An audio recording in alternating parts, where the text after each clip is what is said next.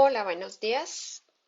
El día de hoy vamos a seguir viendo algunos temas relacionados con el rotacional y la divergencia que definimos la vez pasada y vamos a ver, bueno, no solo uno, pero en particular un operador nuevo que es el laplaciano. Muy bien, entonces déjenme recordarles, la clase pasada definimos el operador nabla,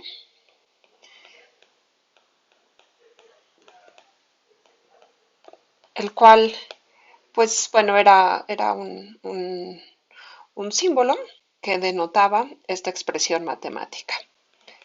Eh, bueno, en el caso de R3, lo voy a hacer en R3, era la parcial respecto a X en la primera entrada, más la parcial respecto a Y en la segunda entrada, más la parcial respecto a Z en la tercera entrada. Y con la ayuda de este operador nabla podíamos definir el gradiente como pues la parcial de f respecto de x, la parcial de f respecto de y, la parcial de f respecto de z. Definimos la divergencia, bueno, el gradiente ya lo conocíamos, pero definimos la divergencia de una función f, bueno, aquí f minúscula va de una región de R3 en R. La divergencia la definíamos para funciones vectoriales definidas de R3 en R3. Bueno, la definimos para funciones de Rn en Rn, pero bueno, ahorita estamos trabajando en el caso particular de R3 y se definía como la parcial de f tiene funciones coordenadas f1, f2, f3, entonces la definíamos como la parcial. Hacíamos el producto punto de este vector con f. Y entonces al momento de hacer ese producto punto, nos quedaba la parcial de f1 respecto de x más la parcial de f2 respecto de y más la parcial de f3 respecto de z. Y por último teníamos el rotacional, entonces este es gradiente, este de aquí es divergencia y es por último el rotacional. Y el rotacional igual lo definíamos para funciones de R3 en R3, este sí, únicamente para funciones de R3 en R3 y con una variación para funciones de R2 en R2. Y se definía como, bueno, aquí lo indica, es como el producto cruz del operador nabla con la función f. Y al momento de hacer las cuentas nos quedaba pues la parcial de f3 respecto de y menos la parcial de f2 respecto de z más la parcial de f1 respecto de z menos la parcial de f3 respecto de x. Ah, perdón, aquí me está faltando. Este es el vector y este es el vector. Bueno, este es el coeficiente del vector y, coeficiente del vector j, más la parcial de f2 respecto de x menos la parcial de f1 respecto de y. Y este de aquí es el coeficiente del vector k. Muy bien, entonces la clase pasada definimos el operador nabla, con el cual vimos que el gradiente era una de las operaciones que se pueden hacer con el operador nabla y definimos la divergencia y el rotacional. Vimos que la divergencia y el rotacional son funciones lineales, ahorita voy a hablar un poquito más al respecto, y vimos una regla para el producto de, de funciones, o sea, cómo se comporta el producto con el operador divergencia y el operador rotacional. Lo que vamos a ver hoy, lo primero que vamos a ver hoy es cómo se comportan estos dos operadores cuando eh, bueno, vamos a ver una identidad que relaciona el rotacional con la divergencia cuando consideramos dos funciones. Concretamente lo que vamos a ver es el siguiente teorema. Consideremos dos funciones f y g definidas en una región de R3 con codominio R3 diferenciables.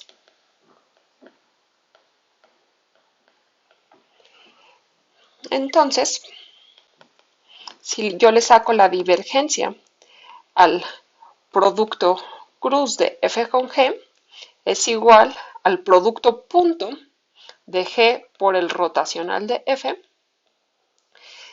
menos F producto punto el rotacional de G. ¿Sí? Entonces es una identidad bonita que relaciona la divergencia con el rotacional. Vamos a demostrarles muy sencillo. Vamos a calcular primero quién sería el producto cruz de F con G. Pues sabemos, hay que calcularle el determinante a la matriz I, J, K, F1, F2, F3, G1, G2, G3, donde pues F tiene coordenadas F1, F2, F3 y G tiene coordenadas G1, G2 y G3. Y al momento de sacarle el determinante, pues lo que obtenemos va a ser, lo voy a escribir aquí, va a ser PI más QJ más RK, donde P es F2 por G3 menos F3 por G2, es decir, el determinante de esta matriz. Q es igual a F3 por G1 menos F1 por G3, es decir, es el determinante de la matriz formada por esta columna y esta columna con un signo negativo. Y por último, R es igual a, bueno, R va a ser el determinante de esta matriz, que simplemente es F1 por G2 menos F2 por G1. Ok. Muy bien, entonces ya tenemos quién es el producto cruz de F con G. Guárdenlo bien en su libreta. Sabemos quiénes son cada uno de estos coeficientes y ya podemos calcular quién es la divergencia de este producto cruz. Muy bien. Entonces, la divergencia de este producto cruz, por definición, sería la parcial de la función P respecto de X más la parcial de la función Q respecto de Y más la parcial de la función R respecto de Z. Para tenerlos a la mano, permítanme llevarme estos de aquí para que los estén viendo. Bueno, no hacía falta cortarlo. Y los voy a pegar. Por aquí va a ser mi acordeoncito. ¿Sí? Déjenme. Pues aquí lo encierro. Ok, muy bien. Entonces vamos a derivar, este es P, Q y R, y vamos a derivar cada una de ellas respecto a lo que toque y calcular qué nos da. Entonces, esto de aquí sería, lo voy a poner en renglón aparte para que me quepa. Primero tenemos que poner la parcial de la función P respecto de X.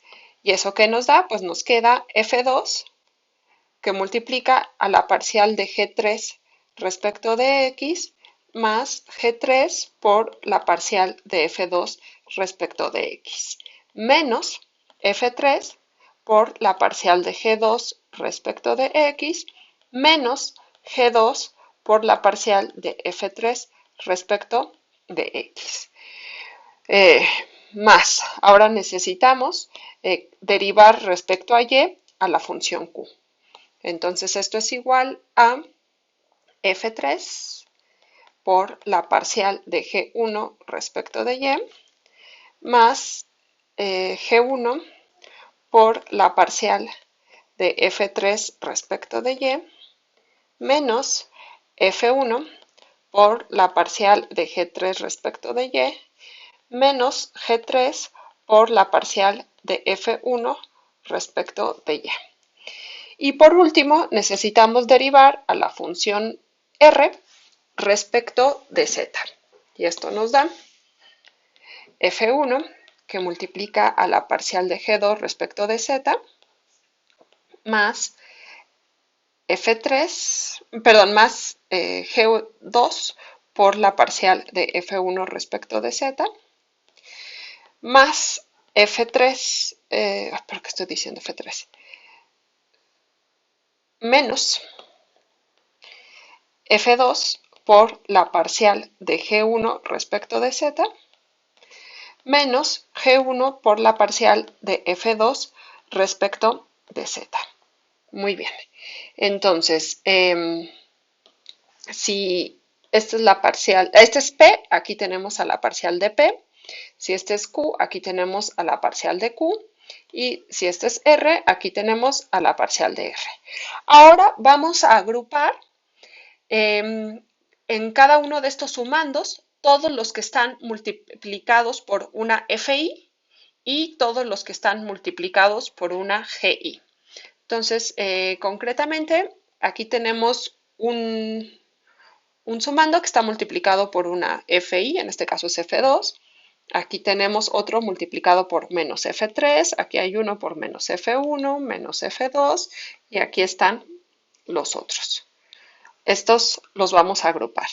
Y por otro lado, vamos a agrupar todos aquellos que están siendo multiplicados por alguna GJ, ¿sí? Que son todos estos. Muy bien. Entonces, ponemos primero ¿cuál nos conviene poner? Vamos a poner primero los naranjas. Muy bien. Entonces, al poner los naranjas, voy a poner primero los que tienen a G1. Entonces, los que tienen a G1 son G1. Aquí hay uno que tiene a G1 y aquí hay otro que tiene a G1. Entonces, es G1 que multiplica a la parcial de F3 respecto de Y menos la parcial de F2 respecto de Z.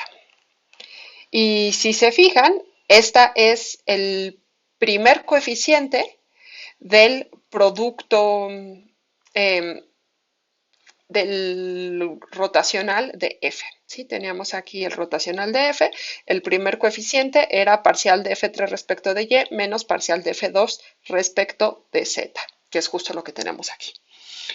Luego ponemos la G2 y vemos a quién está multiplicando G2. G2 está multiplicando a la parcial de F1 respecto de Z y a menos la parcial de F3 respecto de X. Entonces esto quedaría parcial de F1 respecto de Z menos parcial de F3 respecto de X. Y si se fijan, este de aquí es el coeficiente de J en el rotacional de F. Y pues ya se imaginan que va a ser el tercero. Ponemos a G3. G3 está multiplicando a la parcial de F2 respecto de X y a la parcial, menos la parcial de F1 respecto de Y. Entonces lo ponemos.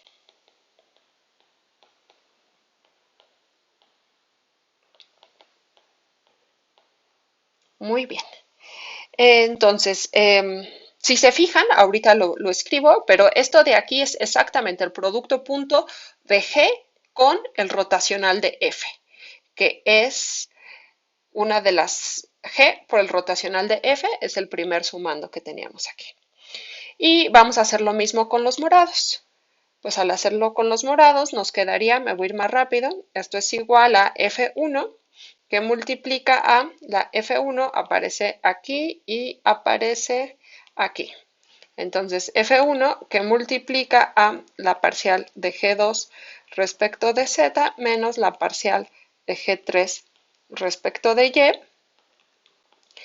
más F2 que multiplica, F2 aparece aquí y aparece acá. Entonces va a multiplicar a parcial de G3 respecto de X menos parcial de G1 respecto de Z. Más F3 que multiplica, F3 aparece aquí y aparece acá. Entonces nos quedaría la parcial de G1 respecto de Y menos la parcial de G2 respecto de X. Y si se fijan, este y este son los coeficientes de menos el rotacional de G.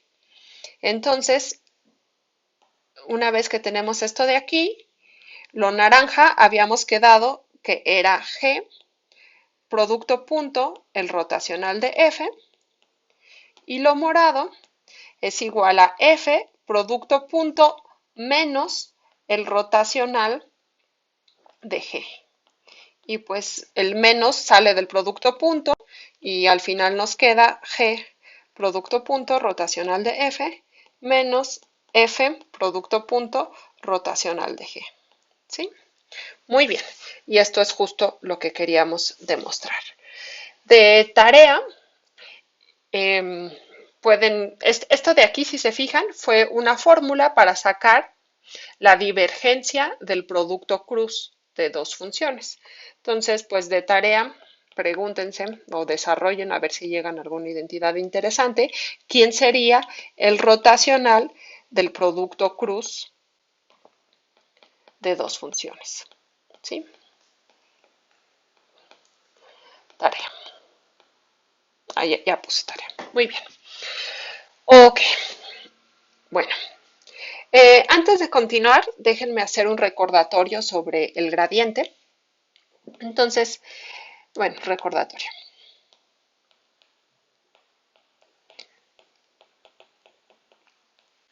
Entonces, si tenemos una función f definida en una región de Rn a R derivable,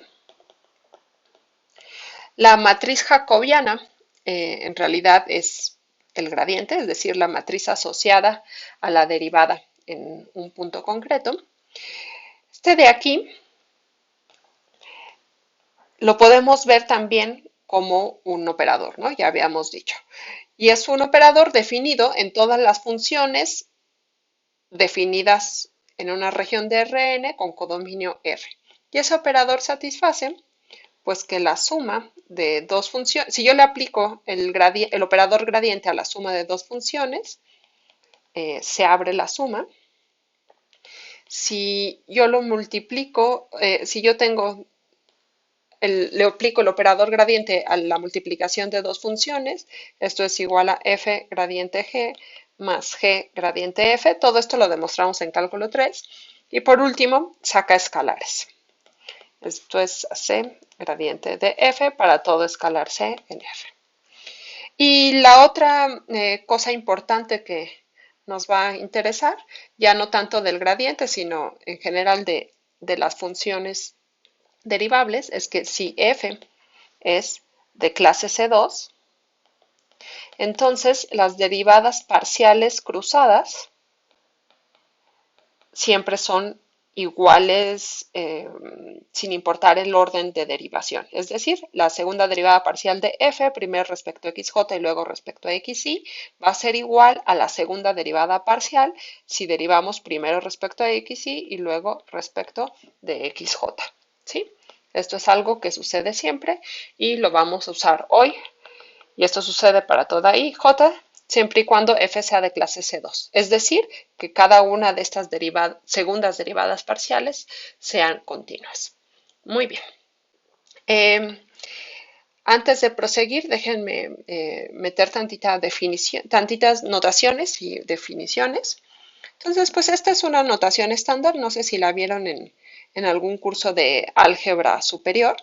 Si tenemos dos conjuntos x y y, se denota por y a la x el conjunto de todas las funciones de x en y. ¿Sí? Funciones. Es así como y a la x. Es notación estándar. ¿Sí? No me importa si son continuas o no, simplemente funciones. En particular, bueno, aquí si quieren nota cultural. Si nosotros definimos por la letra n, o sea, para cualquier número natural, la letra n le asociamos el conjunto 1, 2, 3 hasta n, pues entonces Rn serían todas las funciones, les voy a denotar aquí con una letra omega, que van de n en r. ¿Y esto qué sería? Creo que esto lo vimos en cálculo 3. Esto pues serían todas las funciones definidas en el conjunto 1, 2 hasta n con codominio R. Y como es una función definida en un conjunto finito, pues lo único que tenemos que saber es quién es omega de 1, quién es omega de 2 y así hasta quién es omega de n. Entonces a esta función omega pues la podemos asociar con sus coordenadas. ¿Quiénes serían sus coordenadas? Omega de 1, omega de 2 hasta omega de n. ¿Y qué es cada una de estas coordenadas? Pues son números reales y los podemos denotar simplemente por omega sub 1, omega sub 2 hasta omega sub n. ¿Sí? Y esto, si se fijan, es perfectamente o sea, se corresponde a la notación que ya sabían de un vector en Rn, es decir, una eneada. ¿Qué es una eneada? Pues es una función del conjunto de n puntos en R. Y ya estuvo, ¿no? Entonces, esta notación que acabo de definir aquí, que no les asuste, ya la habían estado usando desde que entraron a la carrera. Ok, entonces esto nos va a ayudar a denotar todas las funciones definidas en un conjunto con codominio este otro conjunto. La otra notación que quiero introducir, voy a denotar por C1, bueno, si tomo un subconjunto de Rn, voy a denotar por C sub 1 U Rk al conjunto de todas las funciones definidas de U en Rk, tales que f es diferenciable. Como notación general, cuando no aparece el 1, si nosotros le quitamos el 1, esta notación sirve para denotar a todas las funciones continuas de U en Rk. Nosotros le ponemos un 1 aquí simplemente para indicar que es diferenciable. ¿Sí? Muy bien. Entonces, pues aquí va la observación. Supongamos que tenemos U en Rn, tenemos nuestro C1Rk y hay varios casos interesantes aquí que hemos estado trabajando. Uno, si K es igual a 1, entonces el operador nabla se convierte en una función que va del conjunto de todas las funciones diferenciables de U en R, U es un subconjunto de Rn, con codominio las funciones de U en Rn. ¿Sí? Estas son las funciones de U en Rn. ¿Y qué hace este operador? Pues a cada función f le asocia su gradiente. ¿Sí? Noten que este de aquí, todas las funciones diferenciables de U en R y todas las funciones de U en Rn son espacios vectoriales. La suma de dos funciones diferenciables es diferenciable, la suma de dos funciones es una función. Entonces, y bueno, lo mismo, la multiplicación por escalares se mantiene aquí y aquí. Entonces, estos dos son espacios vectoriales y lo que tenemos es que este de aquí, bueno, este es el gradiente, y por lo tanto este de aquí es un operador lineal. Entonces el operador nabla así solito, cuando se lo aplicamos a una función escalar, pues nos da un operador lineal. Este es el caso 1. El caso 2 es si n es donde vive U, es igual a K, entonces la divergencia que está definida en las funciones diferenciables de U en Rn, y el codominio pues son las funciones de U en R. La divergencia nos genera un operador definido en estos dos espacios vectoriales. Aquí hay un espacio vectorial, aquí hay otro espacio vectorial. Y lo que hace la divergencia es a cada función f, pues la asocia la divergencia de la función. Esta función divergencia es una función definida en U con codominio R. Y pues lo que vimos con las propiedades pasadas es que el operador divergencia es un operador lineal. Muy bien. El 3, si tenemos n igual a k igual a 3, entonces podemos definir el rotacional. Y el rotacional, pues es una función definida en todas las funciones diferenciables de U en R3, y lo que le asocia es otra función que va de U en R3. ¿Y cómo es eso? Pues a cada campo vectorial F yo le asocio el rotacional de F. Y pues lo que vimos la clase pasada con las propiedades del rotacional es que el operador rotacional, es un operador lineal. Y lo mismo sucede con el rotacional vectorial que vimos. Lo voy a anotar aquí nada más para que lo tengan, pero en este caso n es igual a 2 y k es igual a 2 también. Y en este caso, pues el rotacional escalar que vimos está definido en las funciones diferenciables de U en R2, y el codominio, como nos asocia una función vectorial, pues va a ser el conjunto de todas las funciones definidas de U en R. ¿Y qué hace este operador? Pues a cada función vectorial le asocia la función escalar rotacional de F, nada más que recuerden que este de aquí es el rotacional escalar. Muy bien. Y pues lo que les quedó de tarea checar que este es un operador lineal también, ¿no? Muy bien. Entonces, todo esto fue nada más para ver que tenemos el operador nabla, nos permitió definir 3 y este caso particular 4 operadores nuevos. Todos son operadores lineales, cambia más o menos, cambia un poco quién es el dominio y quién es el codominio en cada uno de los casos, pero todos estos son operadores lineales que se les puede aplicar a funciones diferenciables. Estos operadores se llaman operadores de primer orden. Entonces, nota, el gradiente, la divergencia y el rotacional, ya sea el escalar o el vectorial, se llaman operadores de primer orden. ¿Por qué? Pues porque aparecen derivadas parciales de primer orden. Muy bien.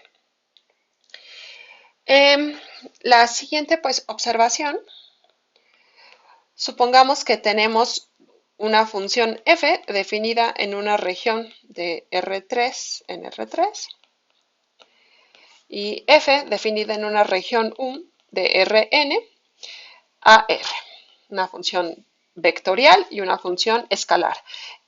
Entonces, si f mayúscula y f minúscula son dos veces diferenciables,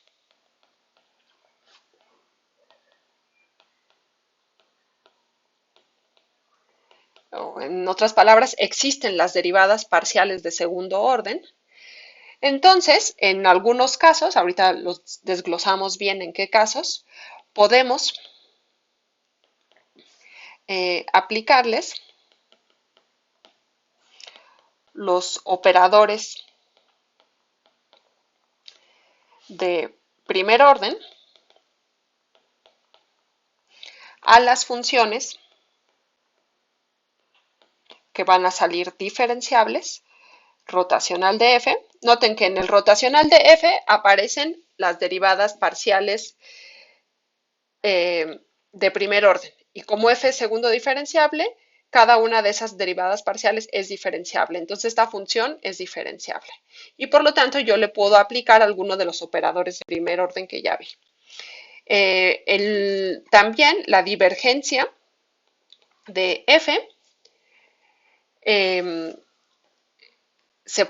es una función diferenciable y por lo tanto yo le puedo aplicar algunos de los operadores de primer orden y también el gradiente de f, aquí es una función que va a ser diferenciable y por lo tanto yo le puedo aplicar alguno de los operadores que ya vi. Concretamente, lo que podemos hacer es lo siguiente.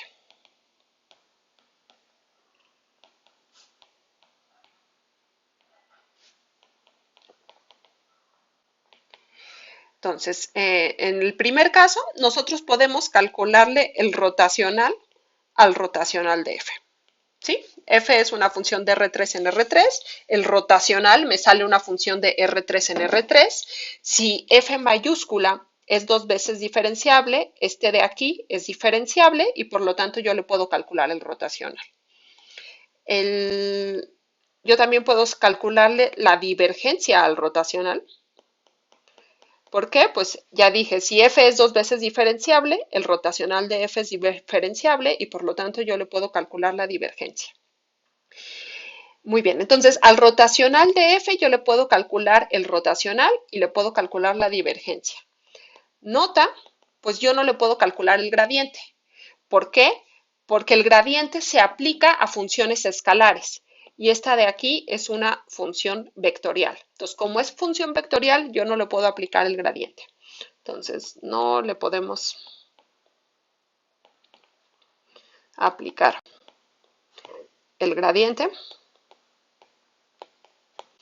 a este de aquí porque no es una función escalar.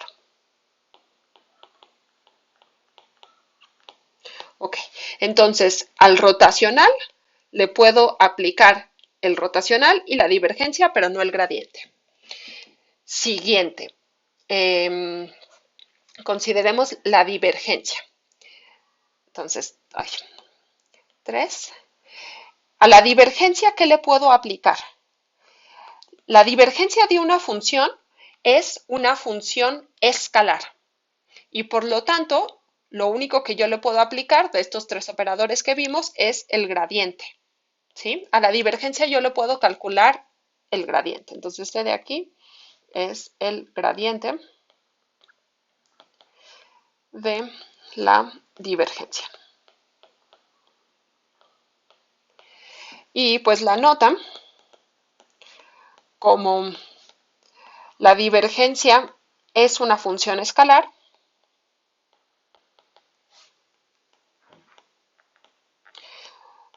no le puedo aplicar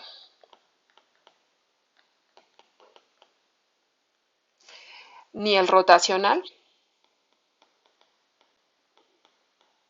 ni la divergencia. Entonces, a la divergencia solo le puedo aplicar el gradiente. ¿Qué nos falta? Nos falta el gradiente. Entonces, 4. El gradiente es un vector, ¿sí? Es una función vectorial. Si f es dos veces diferenciable, que es una de las condiciones que habíamos pedido aquí, como esta es una función vectorial, yo le puedo aplicar nuevamente la divergencia. Le puedo aplicar la divergencia al gradiente. Entonces, este de aquí es la divergencia del gradiente, que por cierto se llama laplaciano o operador de Laplace. Ahorita lo voy a definir más formalmente en unos minutos. Entonces, la divergencia del gradiente o laplaciano. Muy bien.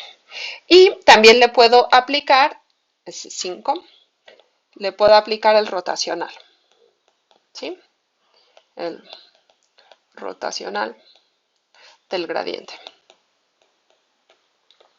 Y de nueva cuenta, como el gradiente es una función vectorial, no le puedo volver a calcular el gradiente, porque el gradiente solo se calcula en funciones escalares, y lo voy a escribir aquí como una nota, como el gradiente de f es una función vectorial,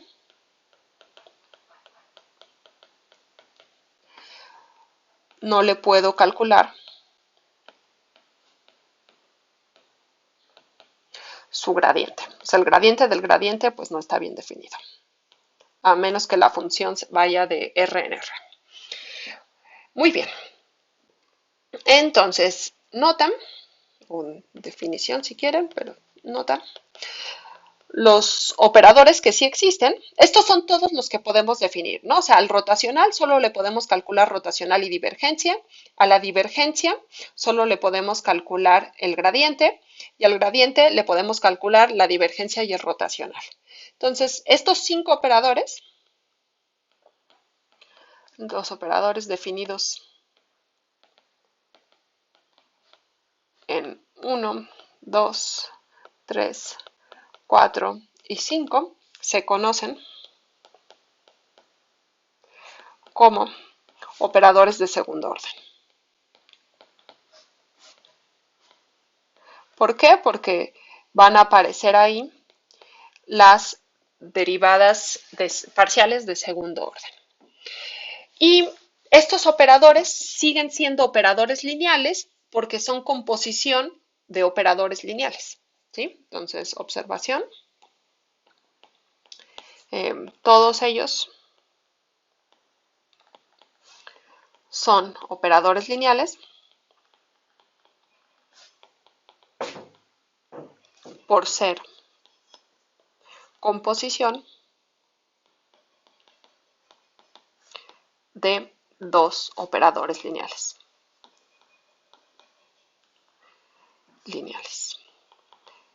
Por ejemplo, sabíamos que el gradiente es lineal y el rotacional es lineal, pues el rotacional del gradiente vuelve a ser lineal. Sabíamos que el rotacional es lineal, por lo tanto, rotacional de rotacional es lineal.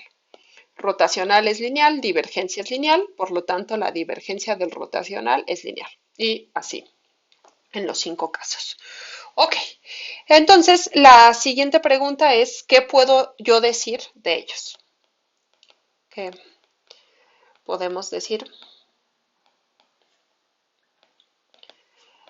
de los 5 operadores que acabamos de ver de segundo orden? Muy bien, pues hay 2 que son triviales en cierto caso que ahorita vamos a ver, y los otros 3 están relacionados a través de una identidad que también vamos a ver. Muy bien, entonces vamos con el primero, teorema. Sea f una función definida en una región de R3 en R. Esta es una función de clase C2. ¿Sí? Esto va a ser muy importante porque vamos a necesitar que las segundas derivadas parciales cruzadas sean iguales sin importar el orden de diferenciación. En este caso, el rotacional del gradiente de f es 0. ¿Sí? Siempre, siempre. Si la función es de clase C2 y le sacamos el rotacional, pues esto va a ser 0. Eso quiere decir que este operador, el último que definimos, el rotacional del gradiente, en realidad es un operador trivial en el caso de las funciones de clase C2, que son pues casi todas las que trabajamos en los cursos de cálculo son de clase C2.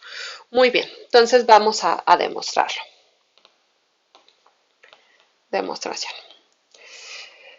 Muy bien, entonces el rotacional Bueno, el gradiente de f es la parcial de f respecto de x, la parcial de f respecto de y, la parcial de f respecto de z. Muy bien. Si evaluamos esto en un punto, es cuando estamos obteniendo una función de u en R3. Entonces, si este es el gradiente de f, ¿quién sería el rotacional del gradiente de f? Pues necesitamos calcularle el determinante a la matriz, bueno, le llamo determinante y le llamo matriz, pero sabemos bien que no son formalmente una matriz. Entonces, la matriz formada por IJK, parcial respecto de X, bueno, operador habla aquí. Y en la tercera columna ponemos parcial de f respecto de x, parcial de f respecto de y, parcial de f respecto de z. Y le necesitamos calcular el determinante a esta expresión. Entonces, ¿esto qué nos va a dar? Primero, calculamos este determinante. Y al calcular este determinante, nos queda la segunda derivada parcial de f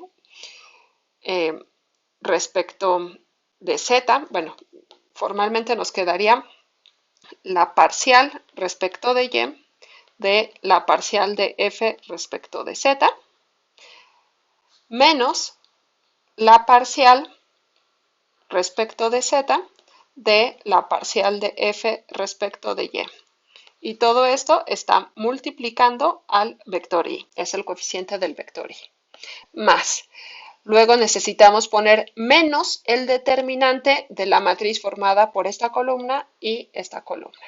Entonces eso nos daría la parcial respecto de z de la parcial de f respecto de x, menos la parcial respecto de x de la parcial de f respecto de z. Y esto es es el coeficiente del vector j. Por último, le sumamos el vector k multiplicado por el determinante de esta matriz, que nos quedaría la parcial respecto de x de la parcial de f respecto de y menos la parcial respecto de y de la parcial de f respecto de x. Todo eso multiplicando al vector k. Ok, entonces si se fijan, esta de aquí es la segunda derivada parcial de f respecto de z y luego respecto de y aquí es la segunda derivada parcial de f primero respecto de y luego respecto de z. Como la función f es de clase C2, estas dos son iguales y si yo las estoy restando, pues esto de aquí es 0. Y lo mismo en cada uno de los casos. Aquí tenemos la segunda derivada parcial de f, primero respecto de x, luego respecto de z, y la segunda derivada parcial de f, primero respecto de z y luego respecto de x. Como f es de clase C2, si yo la resto, esto es 0, y lo mismo en este de aquí. Entonces todo esto es igual a 0 y ya acabamos. Muy bien. Como nota, bueno, definición, vamos a ponerlo aquí, definición.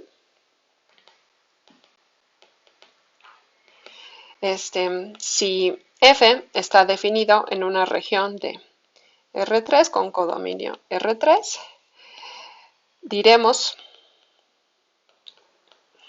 que f es irrotacional si el gradiente de f es igual, el rotacional de f es igual a 0. Acuérdense que el rotacional nos decía si el campo tenía remolinos y si sí tenía nos daba el eje del remolino. Entonces el campo vectorial va a ser irrotacional si no tiene remolinos, básicamente. Y pues la observación, luego que saquemos aquí, observación, los campos gradientes de funciones de clase C2 son irrotacionales. Y esto les puede ayudar a determinar si una función es el gradiente de otra. ¿Se acuerdan? Este fue, bueno, un ejercicio que salió en el examen y vino en la tarea. Les daba yo un campo vectorial y les preguntaba si era el gradiente de una función. Entonces, pues observación. Si tenemos, eh, bueno, vamos a poner mejor un ejemplo y ya con eso queda claro. Ejemplo, consideremos, por ejemplo, f de x, y, z igual a la función y menos xj. Entonces yo afirmo que no existe ninguna función de clase C2. Ninguna función de clase C2. F, definida en todo R3 a R, tal que el gradiente de F minúscula es igual a F mayúscula. ¿Por qué es cierto esto? Vamos a demostrarlo. Si existiera, entonces el rotacional de F mayúscula sería el rotacional de un campo gradiente y esto tendría que ser 0 por el teorema anterior. Pero, ¿quién es el rotacional de F mayúscula? Pues vamos a calcularlo. El rotacional de F mayúscula, lo voy a poner así, el rotacional en un punto X, Y, Z, pues sería el determinante de la matriz IJK, parcial respecto de X, parcial respecto de Y, parcial respecto de Z, y aquí ponemos F evaluado en X, Y, Z, es decir, Y menos X y 0. Y al momento de calcular este determinante, si se fijan, el primer coeficiente es 0, que multiplica el vector y. El segundo coeficiente también es 0, que multiplica el vector j. Y el tercer coeficiente, que es el determinante de esta matriz, es la derivada de menos x respecto de x, pues es menos 1. Luego, menos la derivada de y respecto de y vuelve a ser menos 1 y todo esto está multiplicando al vector k. Entonces, esto es menos 2 veces el vector k, que es distinto de 0 y pues por lo tanto f no es gradiente. Ok, entonces pues este teorema nos ayuda a determinar si una función puede ser el gradiente o no. Ok, entonces esto es lo que podemos decir. Eran 5 operadores y el último de ellos, este de aquí, pues lo que vemos es que en general, bueno, cuando la función f es de clase C2, es el operador nulo, ¿sí? Eso siempre es 0. Ok. Lo mismo sucede, esto vamos a ponerlo como un teorema.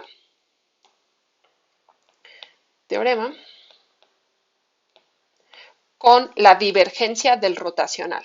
La divergencia del rotacional, aquí está, es el segundo que habíamos definido, la divergencia del rotacional. Este de aquí, cuando la función es de clase C2, siempre se anula. Entonces vamos a escribirlo. Teorema. Sea F definida en un subconjunto de R3 en R3 de clase C2. Entonces, la divergencia del rotacional de F es 0. Y la demostración es un ejercicio.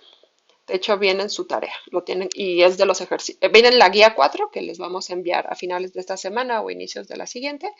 Y es de los ejercicios que se entregan. Entonces, se entregan. Pero la demostración es muy sencilla. Se hace casi igualito al teorema que acabamos de ver. Ok. Entonces ya de los 5 operadores ya van 2 que se anulan. Nos quedan 3. De esos 3, el más interesante es el operador de Laplace. Entonces vamos a definirlo formalmente. Definición. Muy bien. El operador de Laplace o laplaciano, denotado por el símbolo de nabla cuadrada, se define como la divergencia del gradiente de una función que sea dos veces diferenciable. Entonces, concretamente, si f está definida en una región de Rn con codominio R y es dos veces diferenciable, es decir, que existen las derivadas parciales de segundo orden, entonces el laplaciano de f se define como la divergencia del gradiente de f, es decir, el producto punto del operador nabla con el gradiente de f. Bueno, aquí lo estoy escribiendo como si fuera de R3, entonces déjenme mejor ponerlo. La parcial de f respecto a x1, la parcial de f respecto a x2, y así nos vamos hasta la parcial de f respecto a xn. ¿Por qué? Porque el operador laplaciano se puede definir en funciones definidas en Rn con codominio R. ¿Y qué le hace la divergencia a esta función? Pues sacamos el producto punto del operador nabla con este vector y nos quedaría la suma de la segunda derivada parcial de f respecto de x1 más la segunda derivada parcial de f respecto de x2 y así hasta la segunda derivada parcial de f respecto de xn. Entonces, este de aquí es el laplaciano de f o operador de Laplace aplicado a f. Laplaciano de f. Muy bien. Y pues, a ver, vamos a poner como una nota. Si ahora C2UR denota el conjunto de todas las funciones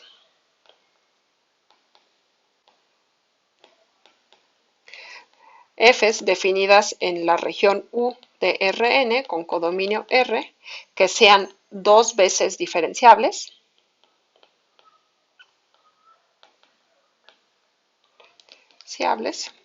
Entonces, el operador de Laplace define un operador lineal, una función lineal definida en este espacio vectorial y cuyo codominio son las funciones de U en R. Y pues este de aquí es un operador lineal. Noten que si f además es de clase C2, es decir, las segundas derivadas parciales son continuas, entonces esta expresión de aquí pues me sale una función continua y por lo tanto puedo cambiar el codominio y aquí serían las funciones continuas de U en R. Pero si f no es de clase C2, podría ser que alguna de estas no salga continua y por lo tanto pues lo dejo definida en las funciones de U en R. Ok, a diferencia de los dos operadores que vimos anteriormente, es decir, el rotacional del gradiente y la divergencia del rotacional, este de aquí no se anula. Sin embargo, cuando se anula, se dice que la función es armónica. Entonces vamos a ponerlo como una definición. Sea f2, f, una función dos veces diferenciable, es decir, que vive en este conjunto. Y diremos que si el laplaciano de f es igual a 0, entonces diremos que f es una función armónica. Como ejemplo de función armónica, todos los polinomios de grado 1, por ejemplo, f de xy igual a x más 3y más z. Entonces, ¿quién sería el gradiente de f? Pues sería 1, 3. ¿Quién sería el laplaciano de f? Tenemos que derivar la primera entrada respecto de x y la segunda entrada respecto de y. Entonces, el laplaciano de f sería 0 más 0, que es igual a 0. Por lo tanto, f es armónica. Muy bien. Ok, entonces, de los 5 operadores, 2 se anulan, el segundo se llama laplaciano. Cuando se anula, se dice que la función es armónica y nos faltan 2 operadores más. ¿Qué operadores eran esos? Los tengo aquí. Entonces, la divergencia del rotacional les quedó de tarea.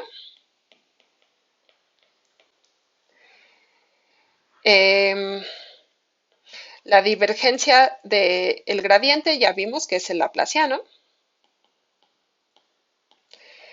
Ya vimos que el rotacional del gradiente se anula. Y nos faltan el rotacional del rotacional y el gradiente de la divergencia. Y lo que vamos a ver es que el rotacional del rotacional, el gradiente de la divergencia y de alguna manera el laplaciano, todos ellos se relacionan en una sola identidad que ustedes van a demostrar de tarea. Entonces, para terminar, les escribo el teorema y es un ejercicio, también se entrega y vendrá en su guía 4. Entonces, teorema.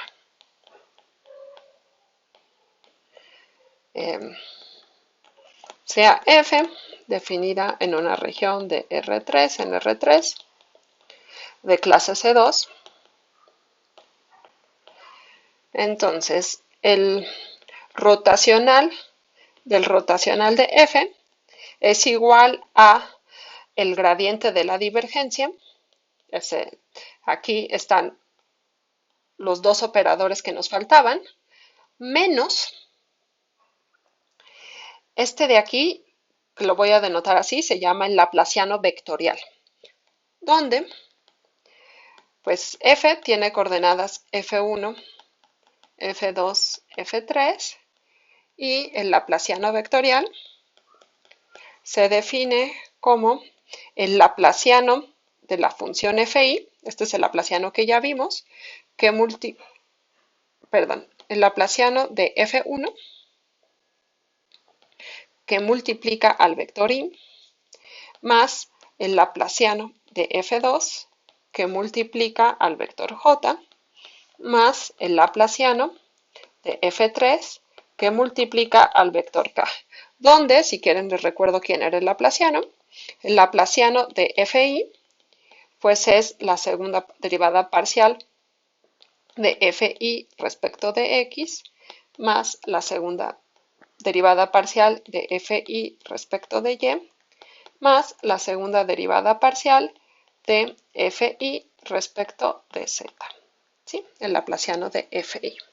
Y este de aquí, nota cultural, se llama laplaciano vectorial.